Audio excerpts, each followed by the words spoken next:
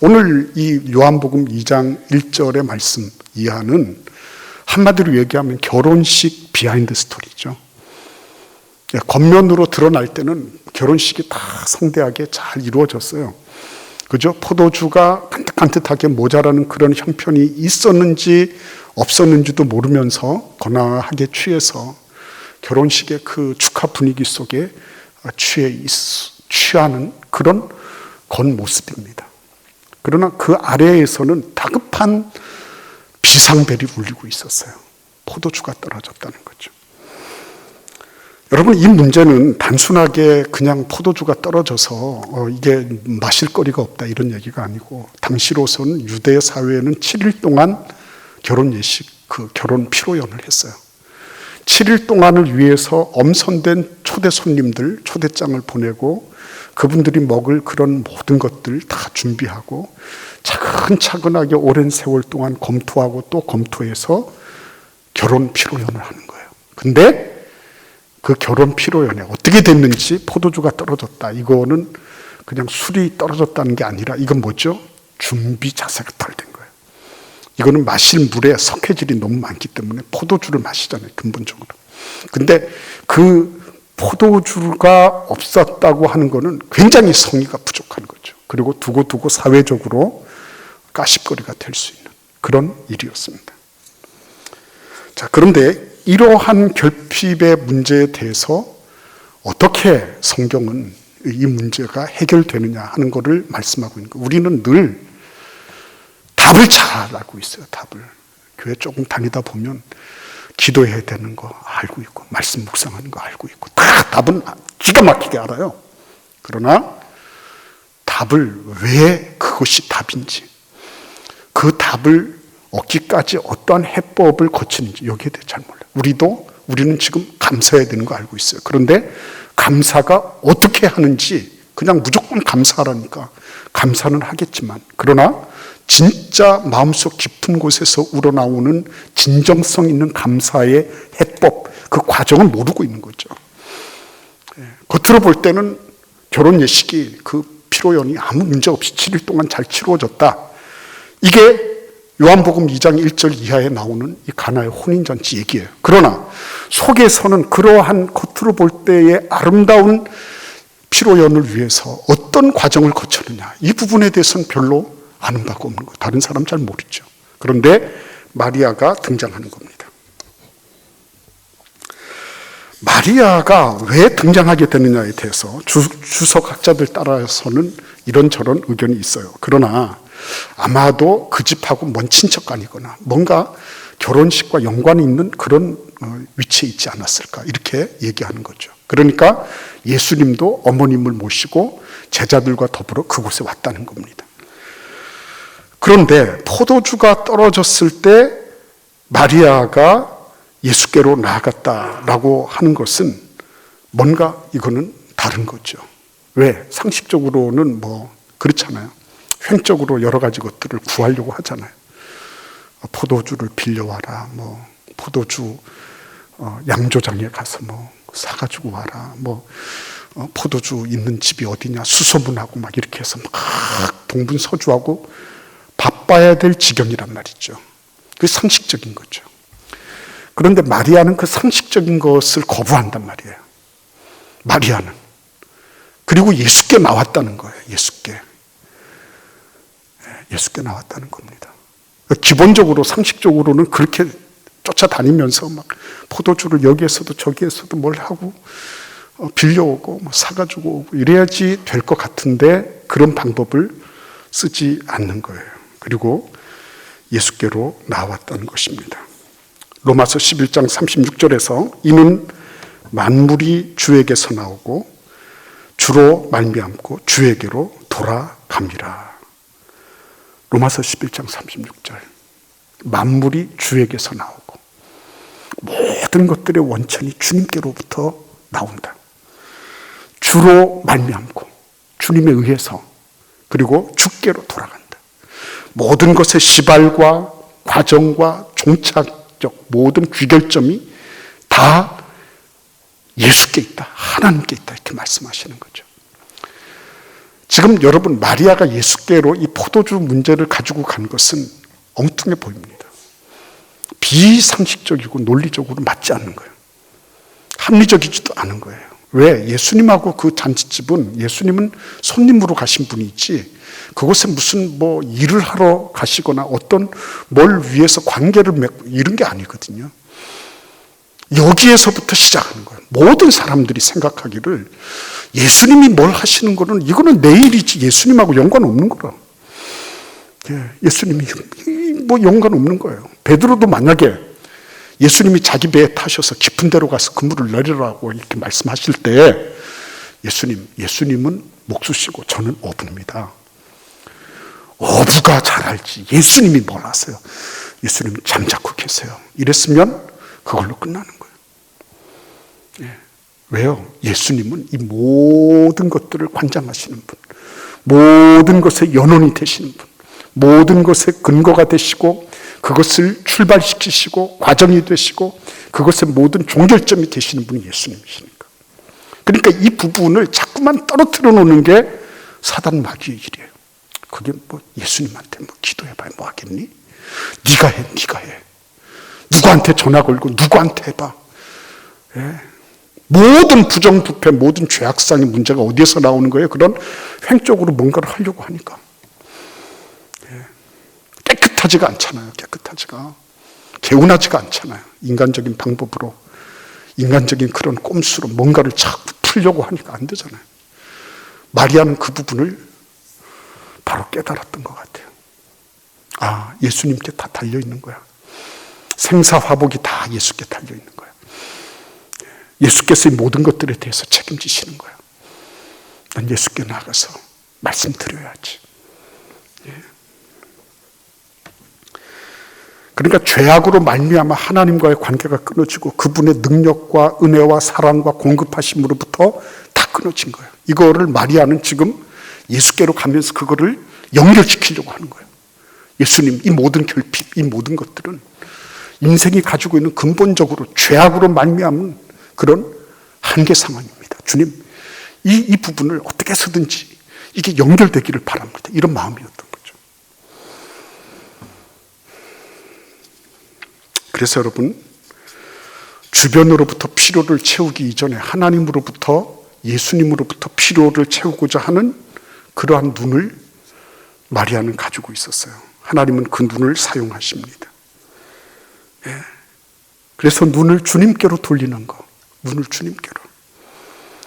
나에게 여러 가지 방법이 있고 그리고 여러 가지 뭔가 해야 될 일이 많이 있음에도 불구하고 길이요 진리요 생명 되신 예수님이 이 모든 것들에 대해서 참된 길이 되신다, 방법이 되시고 그분이 이 모든 것들에 대해서 책임지시는 주님이 되신다라고 하는 것을 하나님은 알기를 원하셨던 거예요. 그래서 여러분, 이 결핍 사태라고 하는 게 근본적으로는 큰 선물입니다. 하나님께로 나아가게 하니까. 여기 얼마나 많이 준비했겠어요, 여러분. 다 세밀하게 완벽하게 준비하면 다 될 것 같은데 안 되잖아요. 그게 인간 아닙니까? 그런데 그런 부분들을, 그런 돌발 상황이 생겼을 때도 이거는 예수께로 나가야 되는 거구나. 예수께 알아야 되는 거구나. 예수님, 이런 문제 때문에 다 끊겼는데 하나님의 축복이, 하나님의 은혜가, 공급하심이 다 끊겼지만 그러나 예수께로 가서 내가 이 부분을 네트워킹하고 연결시키기를 바랍니다. 예수께 나아간 거예요. 그러면 이제 이렇게 말씀하시는 분이 계실 거예요. 목사님, 나도 다 기도해보고 다 했다니까요. 나도 다 막 순종하고 다 했다니까요. 근데 뭐 거기 별로 나타나는 게 없었어요, 목사님. 뭐 이렇게 말씀하시는 분이 계실 거예요. 맞아요. 오늘 이 본문 말씀에도 마리아가 예수께 말씀드렸을 때 예수님이 별 뜨악하셨죠. 내 때가 아닙니다. 이렇게 말씀하셨어요. 그러니까 한마디로 뭐예요? 말씀은 드렸지만 제대로 시원하게 응답받지 못한 겁니다. 응답받지 못한 기도가 많아요, 우리한테. 응답받지 못한 기도. 우리가 하나님 앞에 뭔가 좀 다급해서 기도하고 뭔가 요청했지만은 이거는 예스도 아니고 노도 아니고 그냥 있는 그런 경우도 많고요. 때로는 하나님께서 나를 버리시나? 하나님이 나를 갖다 이제는 뭐 그냥 완전히 도외시하시나 하실 정도로 서운하게 느낌을 갖는 그런 일들도 일어날 수 있어요. 어떻게 하면 좋아요? 그때는 그러면 뭐 하나님께서 나를 이렇게 대우하시니까 이걸로 끝났다 이렇게 할까요? 아니에요. 마리아가 뭐라고 했습니까? 거기 보시면 우리 같이 한번 요한복음 2장 6절을 같이 한번 읽어보겠습니다. 5절을 한번 읽어보겠습니다. 그의 어머니가 하인들에게 이르되 너희에게 무슨 말씀을 하시든지 그대로 하라 하니라. 모친 마리아는 예수님께서 그닥 긍정적이지 않은 내 때가 아닙니다라는 그런 부정적인 반응을 얻고 난 이후에도 하인들에게 예수께서 무슨 말씀을 하든지 그대로 해라 이렇게 지시했어요. 이 얘기는 무슨 얘기입니까? 한마디로 예수께서 이 문제에 대해서 뭔가 개입할 일이 있으실 것이다. 뭔가 예수께서 말씀하실 것이다 라고 하는 것을 기대했기 때문에 이런 얘기가 나오는 거죠. 예수님이 이 문제를 전혀 도외시하시고 전혀 배관시하시면서 남몰라라 하실 분이 아니시다. 그래서 마리아는 뭐를 하는 겁니까? 하인들에게 준비시켜 놓는 거예요. 예수께서 뭐라고 말씀하시든지 귀담아 들어라. 그대로 해라 하는 겁니다. 요한복음 7장 17절에서 사람이 하나님의 뜻을 행하려 하면 사람이 하나님의 뜻을 순종하려고 마음먹으면 이 교훈이 하나님께로서 왔는지 내가 스스로 말함인지 알리라. 분별력도 주시고요. 내가 순종하기로 마음먹으면 뭐가 돼요? 들리기 시작해요. 내가 순종하기로 예수께서 뭐라고 말씀하시든지 순종하기로 작정하면 그때부터 뭐예요? 들리기 시작합니다. 내가 하나님의 음성이 안 들리는 이유는 뭐예요? 내가 들어보고 내가 마음에 들면 하고 아니면 아니고 선택적이고 선별적인 그런 태도에 대해서 하나님은 깊은 우려를 가지시는 거예요. 하나님이 뭐라고 말씀하시든지 내가 그걸 듣겠습니다. 딱 순종하려고 마음 먹고 그리고 시작하면 들려요. 하인들은 어떻게 했습니까? 딱 준비하고 있었잖아요. 예수님 딱 입을 보면서 예수님이 뭐라고 말씀하시는지 예수님이 뭐라고 말씀하시는지 그 듣기 위해서 집중하고 있었잖아요. 회당장이 들었다, 연회장이 들었다 이런 소리가 없어요. 신랑 신부가 들었다. 근데 물돈 하인들은 아는 겁니다. 물돈 하인들은 들었으니까. 여기에서 우리가 꼭 생각해야 될 게 뭐죠? 이거죠. 우리는 빨리 응답이 되기를 바라고 빨리 뭔가 감사할 제목들이 많이 나오기를 바라요. 뭔가 우리는 이런저런 일들이 빨리빨리 하나님께서 이행을 해줬으면 좋겠어요. 해결이 됐으면 좋겠어요. 그런데 하나님께서는 지금 뭐라고 그러시죠? 여기 이 항아리에 물을 채우라고 말씀하시는 거예요. 물을 채워라. 우리 그 친구 가운데 러시아 선교사로 가신 분이 있어요. 10년 동안 기도했지만 아기가 안 나왔어요. 근데 어느 날 담임 목사님이 자네 러시아 선교사로 가게 교육자 회의 시간에 그러신 거예요. 그래서 자기는 선교에 대해서 생각도 안 했고 선교사로 가기로 마음도 먹은 적이 없는데 자네 선교사 가라고. 그래가지고 집에 와서 이제 그 사모하고 같이 얘기하고 기도하는데 마음속에 그래 아기도 없는데 선교사 가자 이렇게 마음 먹은 거예요. 그래가지고 갔잖아요. 근데 그 이듬해인가 바로 아기가 나오게 바로 기다렸다는 듯이 아기가 하나만 나온 게 아니라 둘이 나왔어요. 하나는 수학영재, 아들은 수학영재, 딸은 음악영재. 하나님이 우리를 기다리시는 거예요. 우리는 하나님이 뭘 안 해주시나 이게 빨리 포도주 그냥 콸콸콸콸 그냥 쏟아지도록 안 해주시나 싶지만 하나님은 뭘 기대하시는 거예요? 우리가 하나님의 음성을 듣고 그 음성에 대해서 올바르게 반응하는 것을 기대하고 계시고 기다리고 계신 거예요. 오히려 하나님이 기다리고 계신 거예요. 하나님이 빈 항아리에 그대로 항아리는 비어 있는데, 근데 이거 막 포도주 안 주시나. 물로 포도주를 만드신다면요, 하나님 왜 포도주를 안 주십니까? 근데 예수님은 말씀하시기를 항아리에 갔다가 물을 떠다가 채워라, 아구까지. 그거 기다리고 계신 거예요. 우리가 이런 논리, 저런 말 많이 필요해요. 그러나 제일 중요한 거는 하나님의 음성 듣고 단순하게 그 말씀 따라 움직이는 거예요. 그때 일이 일어나는 거예요. 수많은 일들이, 수많은 기적이, 수많은 감사가, 수많은 열매들이 여기에서 지금 멈춰 있는지도 몰라요. 여러분 한 분 한 분의 삶 속에 나에게는 왜 감사가 없습니까?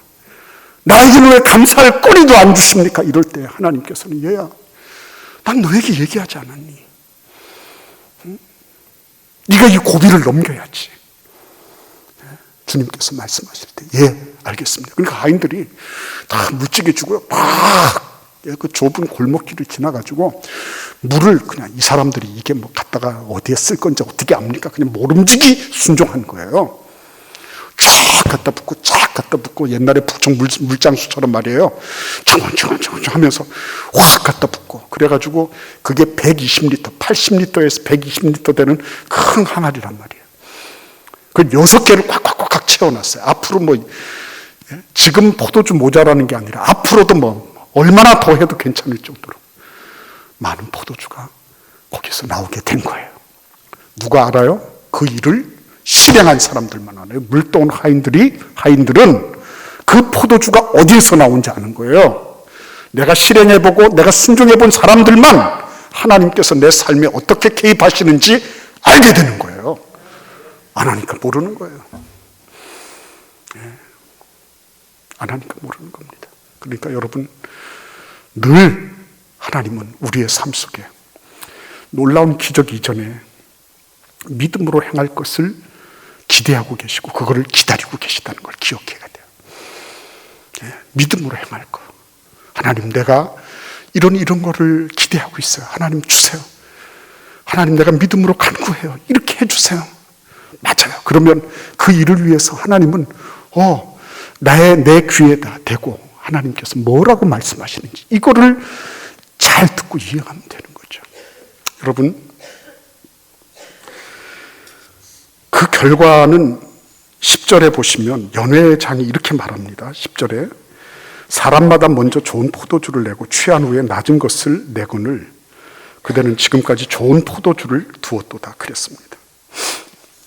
일반적인 원칙이죠. 이게 사회의 모습 아닙니까? 인간관계 모습이잖아요. 처음에는 좋았지만 갈수록 이렇게 점점 이렇게 밀도가 떨어지고 나중에는 보면 유야무야되고 심지어는 부패하고, 그죠? 나중에는 등까지 돌리고 원수가 되고 하는 그런 혼잡도만 증가되는 게 그 일반적인 원칙이잖아요. 그런데 연회장은 그 물로 만든 포도주를 맛보면서 뭐라고 얘기합니까? 야, 이거는 우리가 가지고 있는 일반 통념을 완전히 벗어나는 거야. 이렇게 지금 얘기하는 거예요. 아니, 어떻게 해서 이런 일이 있어? 좋은 거 먼저 내고 좀 취하면 그 다음에 알딸딸해지면, 그러면 낮은 거를 내는 게 그게 일반적인 법칙인데, 그죠? 예수님의 말씀을 따라서 그 결핍의 모든 문제를 예수께 가지고 나와서 예수님 앞에 그 문제를 알려드리고, 그리고 예수의 음성에 귀를 기울여서 내가 채워야 될 부분 채우고 나면 그냥 일반적으로 그 집에 그냥 포도주 그냥 마셨어.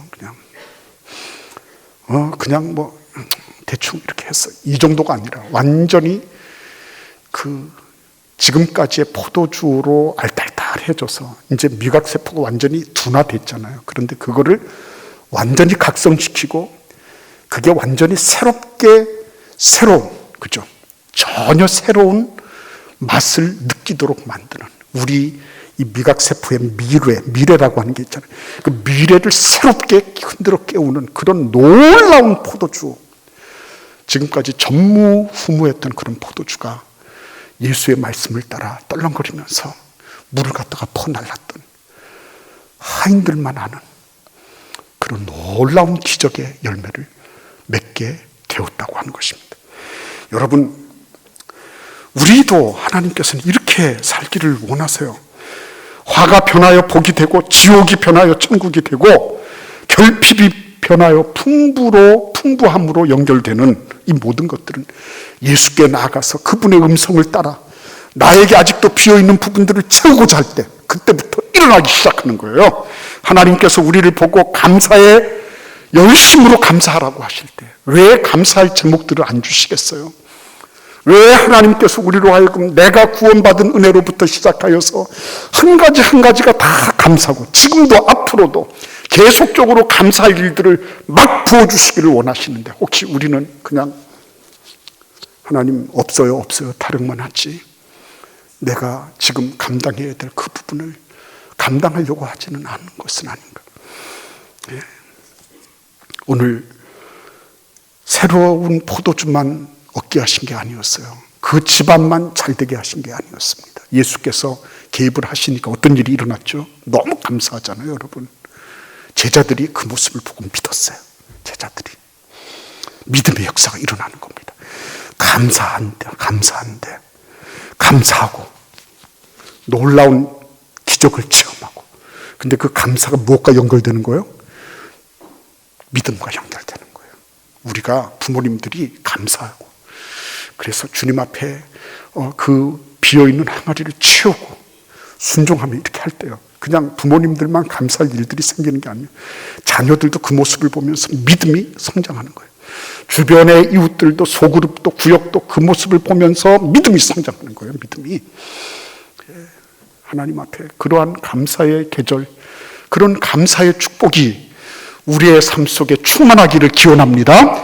하나님 앞에 계속적으로, 하나님, 나도 그러면 지금 적체되어 있는, 하나님께서 뭔가 이루기를 원하시는데 나 쪽에서 반응이 없어가지고 지금 갖다 채워라 그래도 그냥 채우는지 안 채우는지 그러고 있다면 그거는 너무 안타까운 일이잖아요. 하나님, 내가 이제부터 주께서 말씀하시는 거, 그 부분에 있어서 내가 즉각적으로 채우라 그러면 채우고, 또 하나님께서 이것을 하라 그러면 이것을 하고, 저것을 하라 그러면 내가 저것도 하면서 하나님의 뜻을 따라 살겠습니다. 그리고 나면 그 다음부터는 일반 사회의 통념을 뛰어넘는, 하나님만이 하실 수 있는 그런 놀라운 기적, 놀라운 축복, 놀라운 믿음의 역사를 하나님은 우리를 위하여 예비하고 계신 것입니다. 그 예수께로 힘차게 나가고 그 음성 열심히 듣고, 그리고 가득하게 빈 항아리를 채우는 그런 은혜와 축복이 있기를 기원합니다. 기도하겠습니다.